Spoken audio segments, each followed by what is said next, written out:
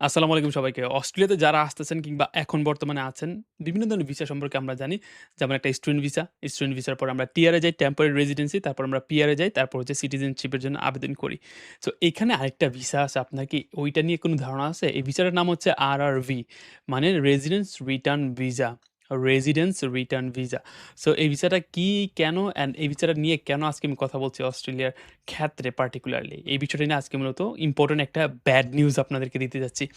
বিষয়টা হচ্ছে যখন আপনি পার্মানেন্ট রেসিডেন্সি পেয়ে যাবেন, হ্যাঁ? আল্টিমেটলি যেটা আমাদের সবার গোল থাকে, এত বছর এখানে কষ্ট করে গভর্নমেন্টকে এত টাকা দিয়ে পড়াশোনা শেষ করে গ্র্যাজুয়েট করে জবের এক্সপেরিয়েন্স নিয়ে যখন আমরা পিআর এর জন্য এপ্লাই করি অ্যান্ড পিআরটা যদি গ্র্যান্ট হয়ে যায় তার মানে আমরা পার্মানেন্ট রেসিডেন্সি পেয়ে গেলাম।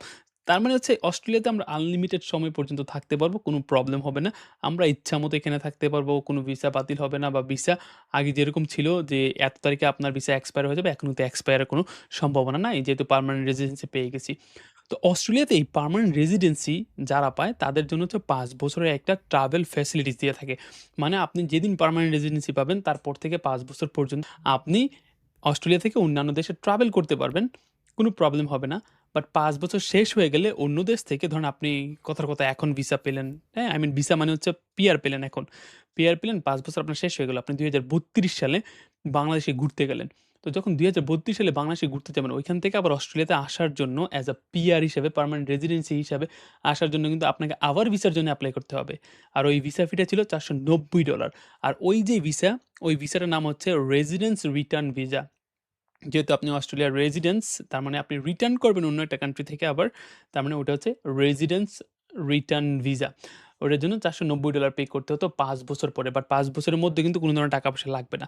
আর ৫ বছরের মধ্যে যদি আপনি সিটিজেনশিপ পেয়েও যান অস্ট্রেলিয়ায়, তাহলে তার কোনো কথাই নেই। তাহলে ওই ভিসার ফিটা লাগতেছে না।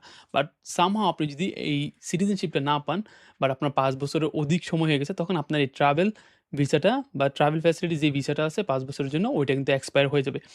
তো যেখানে আপনাকে পে করতে হতো আগে $৪৯০, এখন এই রিসেন্ট জুলাই ১ তারিখে যেই ইনক্রিজটা হইছে ভিসা ফি এর মধ্যে, প্রত্যেকটা ভিসা ফি কিন্তু ইনক্রিজ হইছে।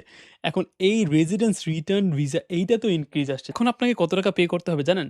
এখন আপনাকে পে করতে হবে $৪৯০ এর পরিবর্তে $১৪৭৫, যেটা আমরা যদি ক্যালকুলেশন করি ২০১% বৃদ্ধি পাইছে। ২০১% বৃদ্ধি পাইছে ভাই। আপনি অস্ট্রেলিয়াতে পিআর পাওয়ার পরেও ৫ বছর পর আপনার বাংলাদেশ যাইতে মন চাইব না। শুধুমাত্র এই ভিসা ফিটা আপনার দেওয়া লাগবে বলে। তখন কিন্তু একটা চিন্তা আপনার মাথায় সবসময় থাকবে, কবে সিটিজেন হবেন অস্ট্রেলিয়ার? যখন সিটিজেন হবেন তখন তো আর কোনো কথাই নেই। তখন তো অস্ট্রেলিয়ান সিটিজেনই। তখন যেকোনো জায়গাতে ঘুরতে পারবেন। কিন্তু ওই সিটিজেন হওয়ার আগ পর্যন্ত যদি পিআর এর মধ্যে ৫ বছর শেষ হয়ে যায়, আপনি স্টিল সিটিজেন না পান, তাহলে আপনি যেকোনো দেশে যান না কেন, আপনাকে $১৪৭৫ করে পে করতে হবে for getting your residence return visa. Damn! Look, I'm not gonna actually say anything. বাংলায় যামু গা যামু না।